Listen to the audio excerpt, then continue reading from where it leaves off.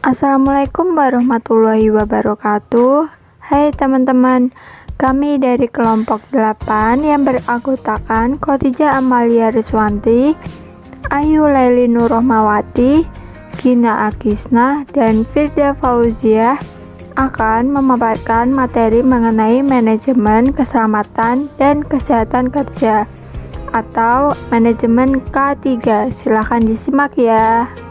Nah, materi yang akan dibahas apa aja nih? Yang pertama ada definisi dari manajemen keselamatan dan kesehatan kerja. Yang kedua, tugas dari manajemen keselamatan dan kesehatan kerja. Yang ketiga, tujuan dari manajemen keselamatan dan kesehatan kerja.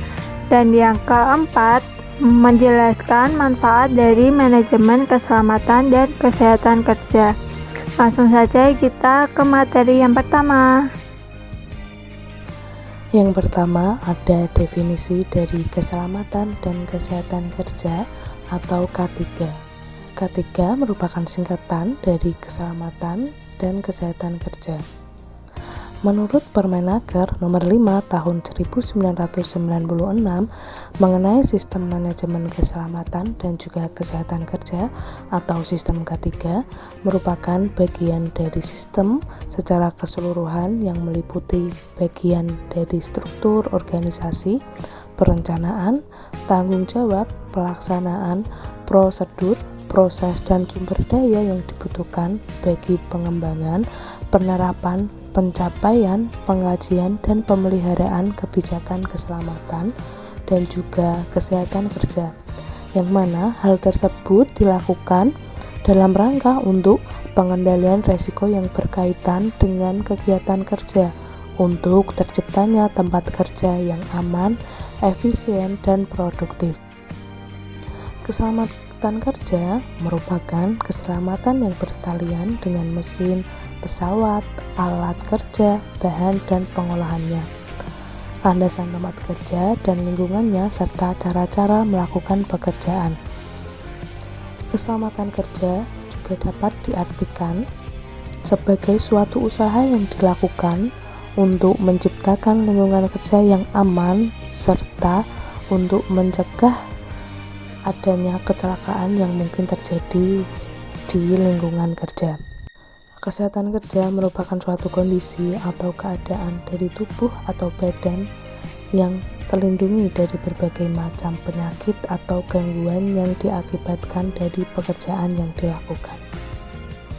Oke, selanjutnya kita beralih pada tugas kesehatan dan keselamatan kerja atau K3.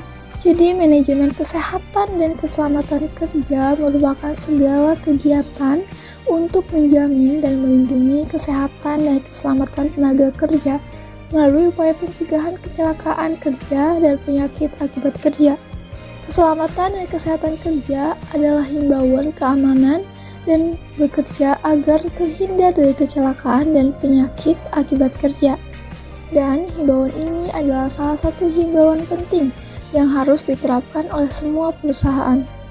Seseorang yang bekerja di bagian K3 ini bertugas menjamin dan melindungi keselamatan serta kesehatan kerja melalui berbagai upaya keamanan bekerja.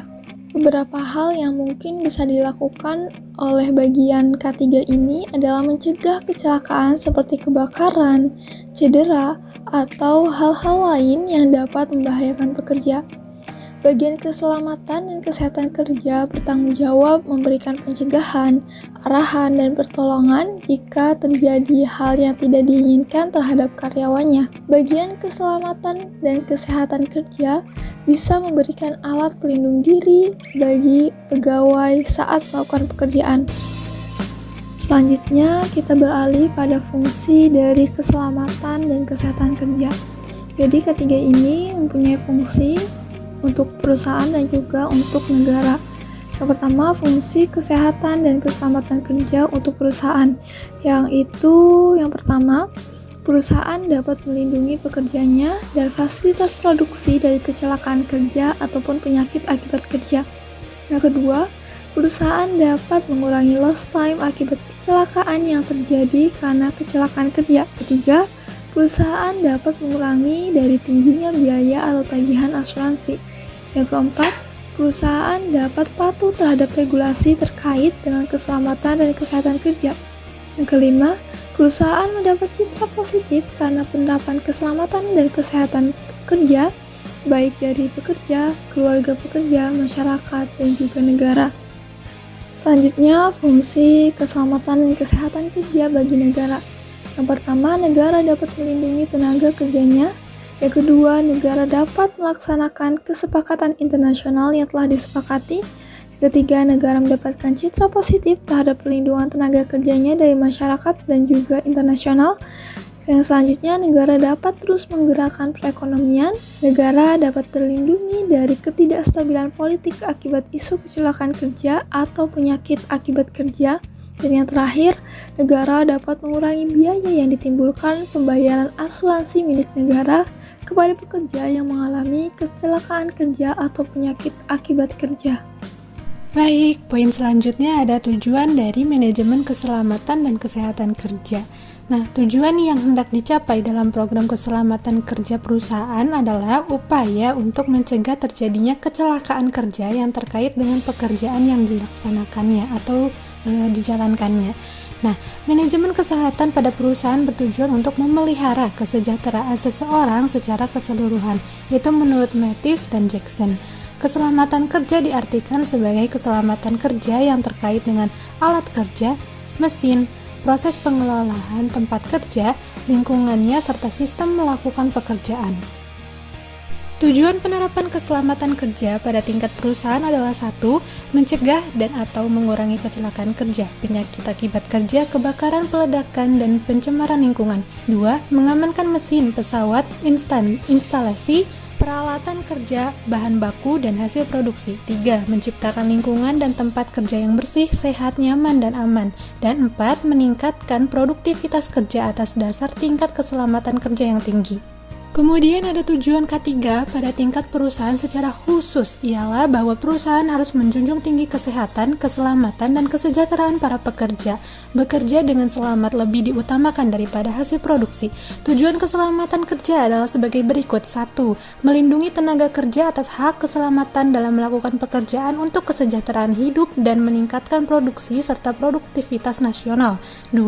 Menjamin keselamatan setiap orang lain yang berada di tempat kerja. Dan 3. Melindungi sumber produksi agar terpelihara dan dapat digunakan secara aman dan efisien. Nah, agar tujuan tersebut dapat dicapai, maka hal-hal yang harus diperhatikan dan menjadi sasaran utama dari setiap kegiatan yaitu 1.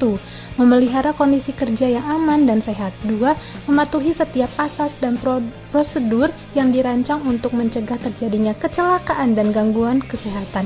3. Mematuhi Undang-Undang Pokok Keselamatan dan Kesehatan Kerja Nomor 1 Tahun 1970 dan seluruh peraturan yang berkaitan dengan keselamatan dan kesehatan kerja.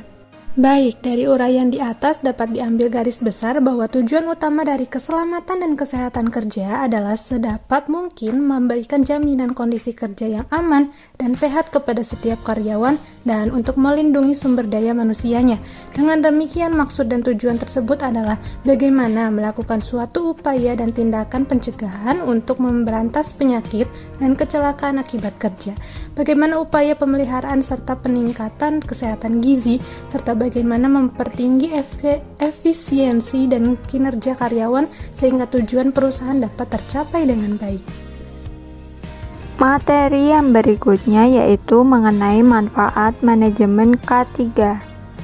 Menurut Tarwaka, manfaat penerapan sistem manajemen keselamatan dan kesehatan kerja bagi perusahaan adalah pihak manajemen dapat mengetahui kelemahan-kelemahan unsur sistem operasional sebelum timbul gangguan operasional, kecelakaan, insiden, dan kerugian-kerugian lainnya. Yang kedua, diketahui gambaran secara jelas dan lengkap tentang kinerja K3 di perusahaan. Yang ketiga, meningkatkan pemenuhan terhadap peraturan perundangan bidang K3. Yang keempat, meningkatkan pengetahuan, keterampilan, kesadaran tentang K3, khususnya bagi karyawan yang terlibat dalam pelaksanaan audit. Yang kelima, meningkatkan produktivitas kerja karena menurunnya jumlah hari kerja yang hilang.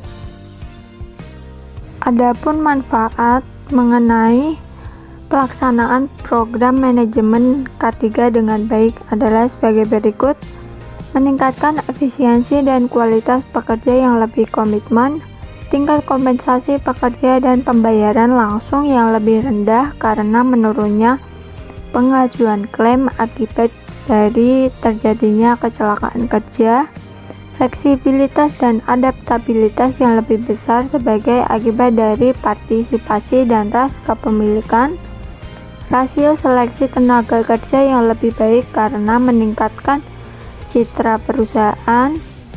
Perusahaan dapat meningkatkan keuntungannya secara substansial, perlindungan karyawan yang merupakan tujuan dari manajemen K3, memperlihatkan kepatuhan pada peraturan dan undang-undang perusahaan yang telah menunjukkan itikat baiknya dalam memenuhi peraturan sehingga dapat beroperasi normal tanpa menghadapi kendala dari segi tenaga kerjaan. Mengurangi biaya sistem manajemen K3 karena manajemen K3 bertugas mencegah terjadinya kecelakaan, kerusakan, atau sakit akibat kerja sehingga dapat mengurangi biaya seperti premi asuransi.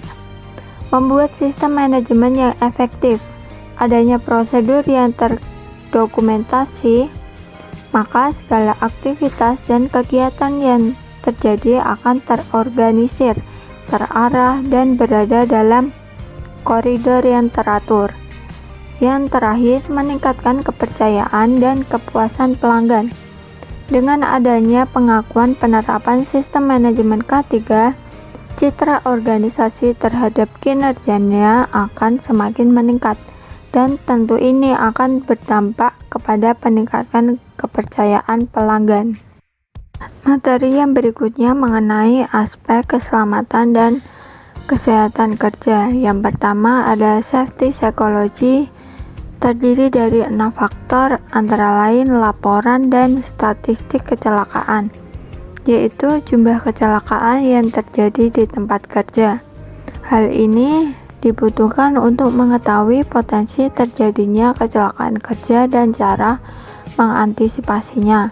Yang kedua, pendidikan dan pelatihan keselamatan, berguna untuk memberikan pengetahuan tentang keselamatan kerja dan pencegahannya. Yang ketiga, publikasi dan kontes keselamatan, yaitu pemberian informasi dan pesan mengenai keselamatan kerja berupa spanduk dan poster K3 dengan tujuan untuk selalu memotivasi karyawan. Yang keempat, kontrol terhadap lingkungan kerja, pemeriksaan lingkungan kerja untuk melindungi karyawan dari bahaya kecelakaan dan menciptakan lingkungan kerja yang aman dan nyaman. Yang kelima, inspeksi dan disiplin adalah pengawasan terhadap lingkungan kerja dan perilaku karyawan untuk menjaga agar setiap mesin dan peralatan selalu dalam kondisi aman dan siap digunakan. Dan yang terakhir, peningkatan kesadaran K3 yang merupakan usaha perusahaan dalam mensukseskan program K3 dan selalu melakukan peningkatan kesadaran penerapan K3 secara berkesinambungan. Aspek yang kedua yaitu industrial clinical psychology yang terdiri dari 3 faktor, yaitu konseling untuk meningkatkan kembali semangat kerja karyawan dan mengetahui permasalahan yang dihadapi karyawan selama bekerja. Yang kedua, program bantuan untuk karyawan. Yang ketiga, pembimbingan yang dilakukan secara intensif untuk menangani berbagai macam masalah yang dihadapi karyawan. Baik, sekian pemaparan materi dari kelompok 8. Orang linglung makannya pepaya. Masih bingung? Silahkan bertanya. Wassalamualaikum warahmatullahi wabarakatuh.